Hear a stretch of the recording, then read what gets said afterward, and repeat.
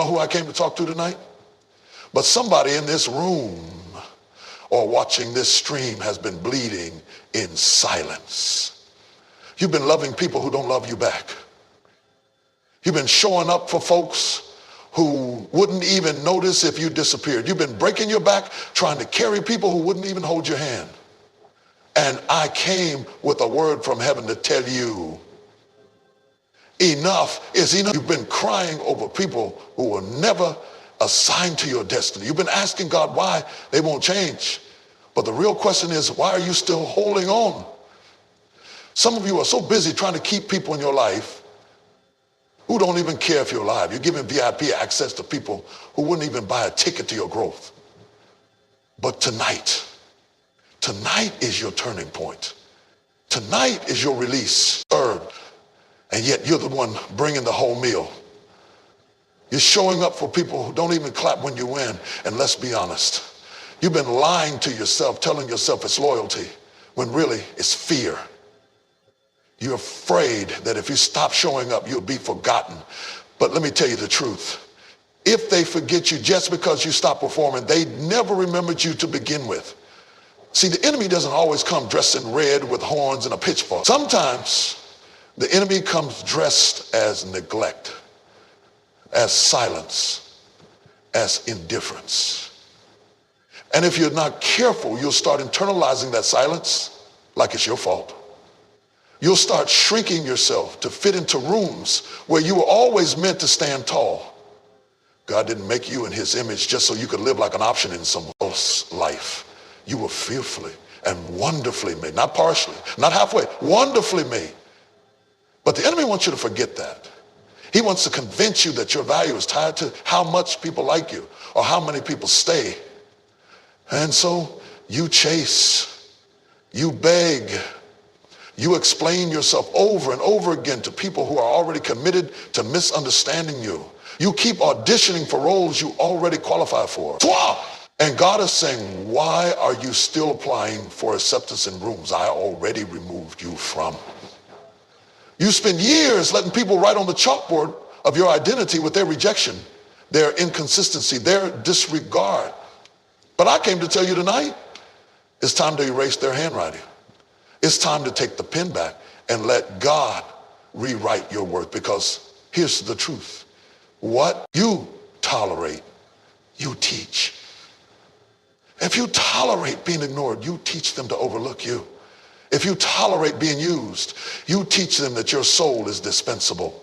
You keep wondering why your spirit is tired, why you can't pray like you used to, why you wake up in the morning already exhausted. It's because emotional poverty is draining your spiritual account. You've been overdrawn in relationships that are bankrupt. You've been sowing into soil that has no intention of bearing fruit. And I'm here to tell you, it's not noble to stay where you're not valued. It's not loyalty, it's self-abandonment. Let's go deeper. Some of you were raised to believe that love has to hurt to be real, that attention must be earned, that you must prove your worth, even in friendships, even in family. So now you're an adult, still proving, still pleasing, still bending yourself backwards to gain crumbs of affection. But real love doesn't require performance. It doesn't demand that you shrink or silence your soul. Love honors, love sees, love stays, even when applause fades. You've been crying at night over people who sleep just fine. You've been praying for people who don't even think about you. And you're losing sleep over folks who will forget your name if you stop texting. When God says, I see you, I never sleep, I never slumber, and I care. So why are you allowing people who don't even care to define the rhythm of your heart? You're more than their opinions. You're more than their silence. You're more than their inconsistency. And I know it's hard to accept that some people you love deeply never saw your heart. It hurts, but Frio is on the other side of truth. And the truth is this: you were not made to be an afterthought. Don't waste another season explaining your value to people who have no spiritual vision. Don't let their blindness become your identity. If they can't see the light in you, it's because they're not aligned with the God who made you. But when you finally see yourself through God's eyes, you'll stop chasing people and start chasing purpose. So I dare you. I dare you to stop asking, why don't they love me? And start asking, why do I keep giving my love to people who don't know what to do with it? Because the moment you recognize your worth is the moment you walk different, talk different, pray different. You stop waiting for invitations and start building rooms. You stop begging for a seat and realize you were always the table. And until you see that, you'll stay bound. But once you do, once you really, truly see it, that's when freedom begins. There comes a time in your life when you have to accept the reality that no matter how much love you pour out, some things just won't live again. And I know that sounds hard, maybe even a little harsh, but it's the truth that's going to set somebody free tonight. You can't keep watering what God has already pronounced dead. You can't keep trying to resuscitate relationships that God has already removed his breath from. See, some of you are exhausted, not because you're lazy, not because you don't have faith, not because you don't pray, but because you're pouring gallons of grace into ground that no longer bears fruit. And then you get discouraged when nothing changes, but the soil isn't the problem, it's the season. That season is over. That connection has expired. And no matter how much love you give, how many calls you make, how many tears you cry, it will not rise again, because it's not your job to resurrect what God buried. But because we're human, because we have history, because our hearts are invested, we keep showing up to the same empty well, hoping this time we'll find water. And we fool ourselves by calling it faith, when really it's just fear. Fear of letting go, fear of starting over, fear of admitting that something we loved doesn't love us back. And I know some of y'all don't want to hear this, but sometimes faith is not holding on. Sometimes faith is letting go. Faith is trusting that if it's really yours, it will flourish without force. That if it's meant for you, it won't keep draining you. God doesn't give us blessings wrapped in burnout. God doesn't call us to assignments that crush us with confusion. You've been praying, Lord, give me peace. But God can't give you peace where there's still desperation. You've been asking him to bless what you're building, but the blueprint was never his. And no matter how beautifully you decorate it, if the foundation is broken, the whole house will fall. That's why you got to stop investing in what refuses to grow. Because when you water dead things, you don't just waste water, you weaken yourself. You drain your spirit. You lose your joy. And before you know it, you become bitter while trying to be a blessing. Some of you are staying in friendships that no longer serve your spirit. You're staying in environments that you've outgrown just because it's familiar. And I get it. Familiarity feels safe, but safe doesn't mean sacred. Just because you've known someone for years doesn't mean they still have a place in your destiny. Longevity doesn't equal loyalty, and comfort doesn't always mean calling. And here's the dangerous part. When you keep watering what's dead, you begin to believe the lie that it's your fault it's not growing. The enemy starts whispering, maybe if you gave more. Maybe if you prayed harder, maybe if you changed yourself just a little more, they'd love you right. They'd stay this time. They'd see your heart. And that lie will have you carrying guilt for something that was never yours to fix. You are not the Savior. You are not the healer. You are not the resurrection. That's not your job. You are not responsible for making something live that doesn't want to be alive. And when date? Because God sent me to tell you, it's time to free yourself from the ones who don't care about you. Oh yes, this ain't gonna be a soft word. This is a surgical word. This is a word that cuts, but it heals. This is a word that will pull you out of emotional bondage, out of spiritual fatigue, and into the freedom you've been praying for. So if you're tired of pretending, If you're tired of pouring and never been poured into, if you're tired of dying in spaces where you're supposed to be growing, then lean in. Don't just hear this message, receive it.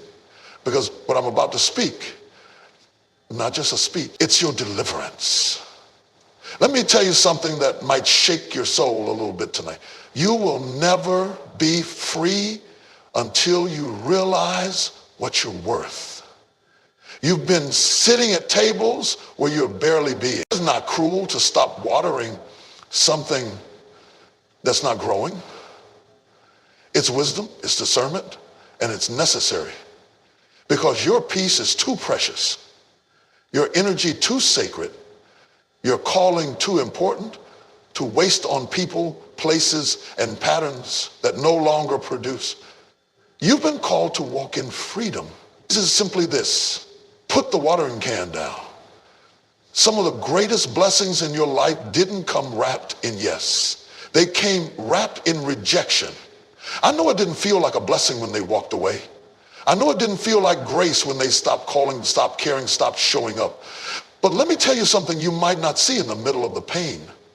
Sometimes their rejection is heaven's redirect. You were never meant to stay in every room. You finally accept that when you stop trying to revive what God already let go.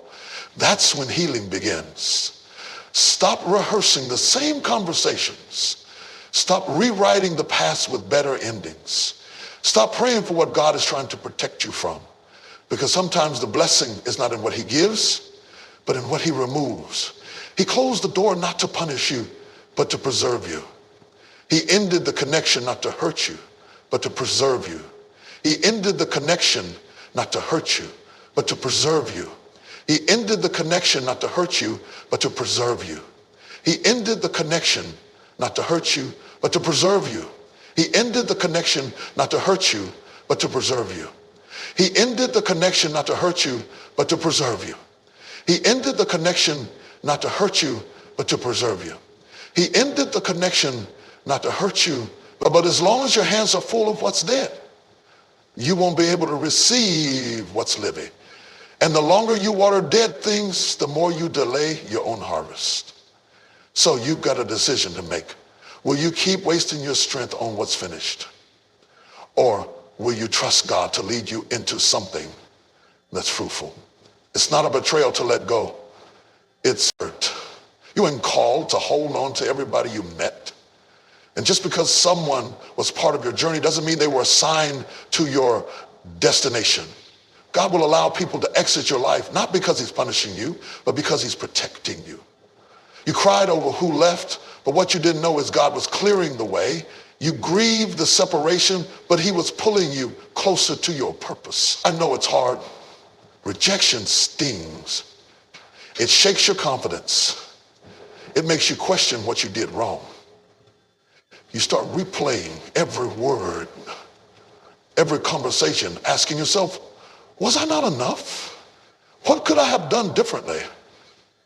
But let me tell you something straight.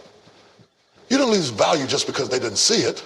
Their inability to recognize your worth is not an indication that you don't. It's delivering you out of relationships that were rooted in dysfunction, delivering you out of environments that were limiting your growth, delivering you from attachments that looked like love but were fueled by control. Don't you know that if they were meant to stay, nothing could have moved them?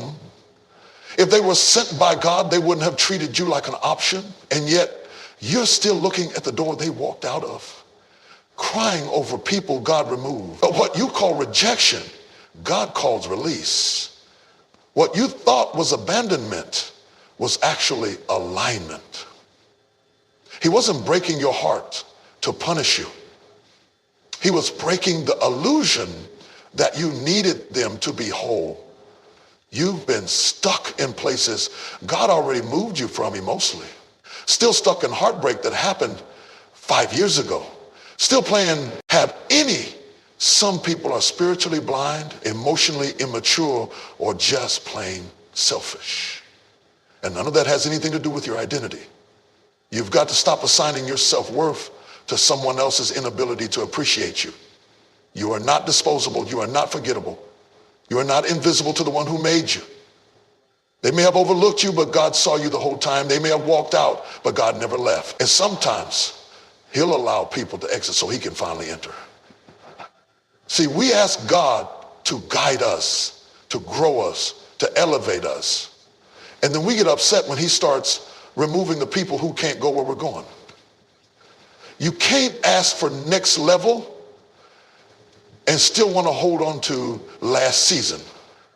God will strip the comfort to stretch the calling. And sometimes the very thing you thought was destroying, highlight reels in your head, hoping maybe they'll come back. Maybe they'll apologize. Maybe they'll finally get it. But here's the truth. They might never get it. They might never say sorry. They might never understand how deeply they hurt you. But their understanding is not your closure. God is your closure. Rejection was never meant to define you. It was meant to redirect you. Our prayer. And when you stop chasing after people who rejected you, you start discovering the people and places where you truly belong.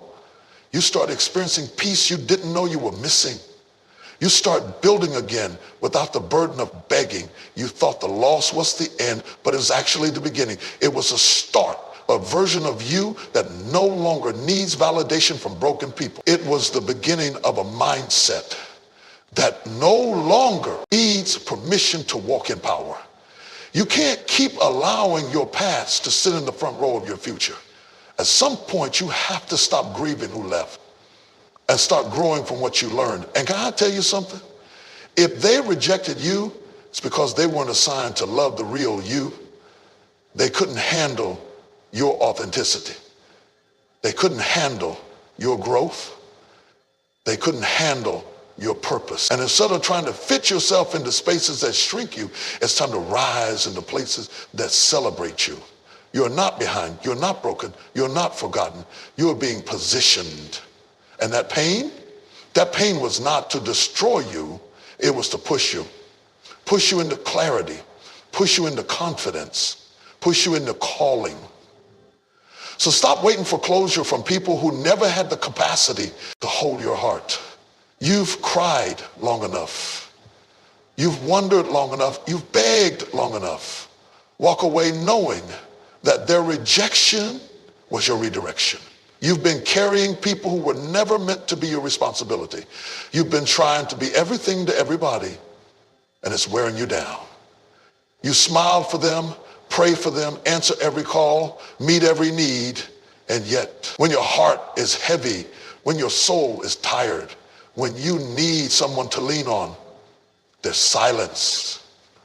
You're the strong one, the dependable one, the one everyone runs to. But who do you run to? You're not tired because you're weak. You're tired because you're overextended. You're giving out of a place that hasn't been refilled. And you're being stretched in every direction, and you call it love, but it's not love if it's costing you through yourself. Somewhere along the way, you confuse being available with being whole. But you can't heal others when you're bleeding. You can't keep pouring out when your cup is cracked. Some of you have wrapped your identity in being needed. You feel guilty when you set boundaries. You feel selfish when you say no. You've been conditioned to think that your worth is proven by how much you can endure. So you stay, you serve, you sacrifice, even when it's killing your joy, even when it's robbing your peace. You tell yourself they need me. But the truth is, some of them don't need you. They're just comfortable with you carrying the load they refuse to bear. It's a hard truth, but you need to hear it. You are not Jesus. You are not the Savior. You are not the solution to everyone's chaos. And it is not your assignment. That's enabling. And it's costing you your purpose. It's distracting you from your calling. It's keeping you tied up in their crisis while your own life is on pause. You've got to stop letting guilt hold you hostage. Yes, you love them. Yes, you want the best for them, but you are not required to sacrifice your sanity just to prove your loyalty. You can love people and still step back. You can care and still say, I can't do this anymore. That doesn't make you wrong. That doesn't make you selfish. That makes you wise. Even Jesus had moments where he stepped away from the crowd. He retreated to rest. He didn't heal every person he walked by. He didn't perform miracles on demand. He knew his assignment and he protected his boundaries. If the Son of God made space to rest, what makes you think you don't need to? But here's rescue people who refuse to grow. You can encourage them, you can pray for them, you can walk with them, but you cannot carry them. Especially when they have no intention of walking on their own. You've mistaken toxic loyalty for godly love. You think because you've been friends since childhood, or because they're family, or because you feel responsible, that you have to stay in positions that drain you. But let me tell you something, God will never call you to something that consistently robs you of his peace. If it's God ordained, it will strengthen you. It will grow you. It will challenge you, but it will not destroy you. Some of y'all become emotional crutches. People lean on you and they never learn how to stand. And instead of challenging them to rise, you keep lowering yourself to carry them. That's not love. And if they don't, they were never meant to stay. Let this be the day you stop feeling guilty for letting go of people who only stay close when they benefit. Let this be the moment you stop answering every crisis call that steals your calm.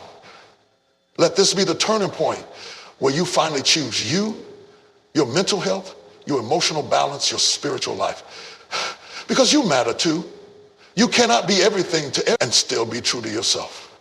You keep waiting for them to see you, to acknowledge the sacrifice, to honor the loyalty, to finally say, I see what you've been doing for me. But what happens when they never say it? What do you do when the people you've loved the most are the ones who treat you like you're invisible? That's the pain nobody talks about. The pain of being present for people who, the real issue. Some of you are afraid that if you stop being everything to them, they'll leave. And the truth is, they might, but if your value in their life is only based on what you do for them, then their love was never real to begin with. That was a transaction, not a relationship. Real love doesn't disappear when the giving stops. Real love doesn't punish you for protecting your peace. So what's it going to be? Are you going to keep breaking yourself down to build others up? Are you going to keep showing up empty while pretending to be full?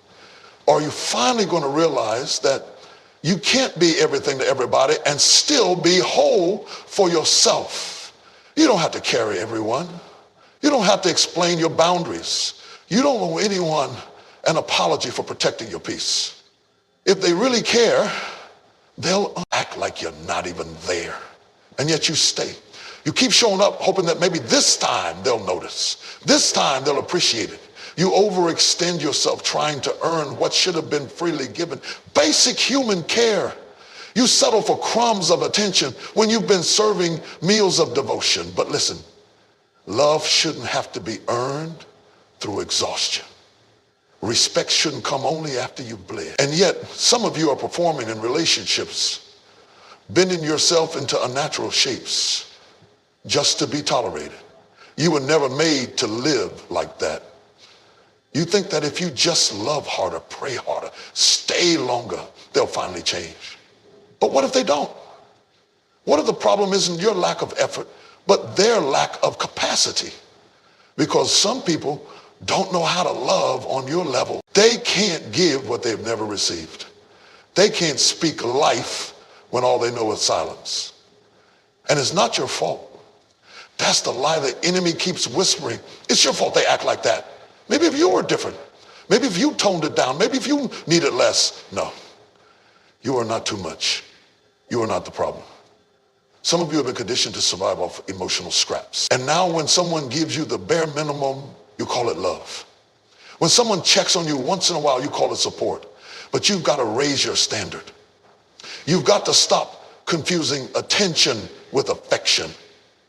Don't let the drought of your past teach you to settle for less than you deserve. Let's talk truth. You can't make someone value you by devaluing yourself. You can't force someone to care by proving your worth. If they can't see the gift that you are, it's because they're not equipped to handle it. And it hurts. It hurts when the people you thought would be permanent treat you like a placeholder. When the ones you trusted with your heart carry it like it's disposable. That kind of pain leaves a scar. But even scars are proof that healing is happening.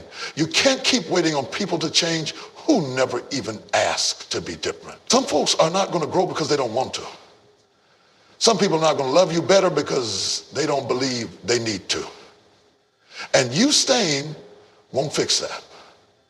Your tears won't fix that. Your presence won't convict someone who's already numb to your worth. At some point, you have to stop trying to convince people to treat you right and start treating yourself right. At some point, you have to stop begging for reciprocity and walk where you are celebrated, not merely tolerated. Because here's the truth. When you stop accepting less, less stops showing up. When you stop answering to mistreatment, it stops knocking on your door. But as long as you tolerate it, it will continue. And I know why you stay. I know it's because deep down you believe they can love you better. You see the potential in them. You remember the good moments, but don't let potential keep you a prisoner. You cannot build a healthy life on what you hope they become. If who they are right now is draining you, breaking you, silencing you, then it's time to reevaluate why you're still holding on. You were created for more than this. You were made in the image of a God who is love, pure, whole, and constant. And he never called you to relationships that make you question your identity. He never assigned you to people who would teach you to hate yourself just to keep the peace. That's not love. That's bondage. You don't have to keep proving yourself to people who were never meant to carry your heart. You don't have to keep standing in places where your presence is optional and your absence goes unnoticed. You don't have to keep loving people who make you feel like a burden. Because if it costs your peace, it's too expensive. If it silences your soul, it's not your space. And here's the hard truth. It's not your job to make them care. Some people will never show up for you in the way you hoped. And that's not your failure. That's just a sign. It's time to stop showing up where love doesn't live. So, if they don't see you, that's fine. If they don't clap for you, that's fine. If they don't value you, that's fine. But you better start seeing you. You better start clapping for yourself. You better start walking like someone who knows exactly who they are. Because the moment you stop begging them to care is the moment you start truly loving yourself. Some of you are standing at the edge of freedom, but you're still holding the hand of your past, still tethered to people, to patterns, to pain that no longer serves your growth. And God is trying to pull you into healing, into clarity, into peace, but you can't walk forward when your heart is still backward. You can't claim your future while your loyalty is still tied to what broke you. Let me tell you something that might sound simple, but will shake you if you let it. You don't have to stay where you no longer belong. You don't have to keep showing up in rooms that silence your voice, in relationships that dismiss your value, in spaces that suffocate your spirit. Just because you were there yesterday doesn't mean you have to be there tomorrow. You're allowed to change. You're allowed to grow. You're allowed to walk away. But that takes courage. That takes honesty. Because it's easier to stay where you've always been. It's easier to stay bound to what you know, even when it hurts, than to face the unknown of healing. Pain can become familiar. Dysfunction can become home. And that's why some of you stay, not because it's good, but because it's comfortable. But I came to tell you today that comfort is not your calling. God didn't create you to shrink, to settle, to survive on scraps of peace. He called you to live and live abundantly. It feels like you're giving up. But there's a difference between giving up and being released. There's a difference between quitting and finally choosing peace. You're not weak for walking away. You're not wrong for choosing yourself. You've spent years compromising your own peace to keep toxic things alive. You've exhausted your energy trying to maintain connections that were never mutual. But now it's the time to break the pattern. That was the moment to say, I'm done being drained. And here's the truth. Freedom doesn't always feel good at first. Sometimes it feels like loneliness. Sometimes it feels like grief because you're detaching from something that once mattered. You're breaking soul ties. You're unlearning habits. You're shedding versions of yourself that survived in brokenness. But don't confuse temporary discomfort with the wrong decision. Sometimes peace comes wrapped in silence. Sometimes healing sounds like distance. And when you start choosing freedom, don't be surprised when people try to guilt you back into bondage. Don't be surprised when they say you've changed, because you have. Growth always looks like rebellion to those who are comfortable in dysfunction, but don't let their opinion become your prison. You don't owe anyone an explanation for your healing. You don't need their permission to walk in wholeness. Some people will only love you as long as you stay small. But God didn't call you to stay small. He called you to rise. This is your season to take your power back, to stop letting broken people hold the pen to your story, to stop allowing old pain to shape your new perspective. You got too much purpose life. And to do that, you have to choose freedom. Not the kind that's loud and flashy, but the kind that starts deep within. The kind that says, I love myself enough to stop staying where I'm not seen. The kind that says, I'm not going to keep rehearsing the pain just to keep connections alive. Because every time you rehearse what they did, every time you relive how they left, every time you replay that betrayal in your mind, you're feeding a wound that's trying to close. Some of you keep reopening what God is trying to heal. Yes, you were hurt. Yes, they mistreated you. Yes, it wasn't fair. But freedom doesn't come from dragging your pain around like proof. Freedom comes from releasing it. It comes from saying, this happened, but it doesn't get to define me anymore. And I know letting go feels like betrayal some ahead of you to be stuck behind what didn't love you right. You've got too much life to live to keep watering the weeds of yesterday. So let them misunderstand you. Let them talk. Let them twist the story. You don't have to defend yourself in spaces where God has already spoken. You don't need to convince them of your growth. Let your peace speak for you.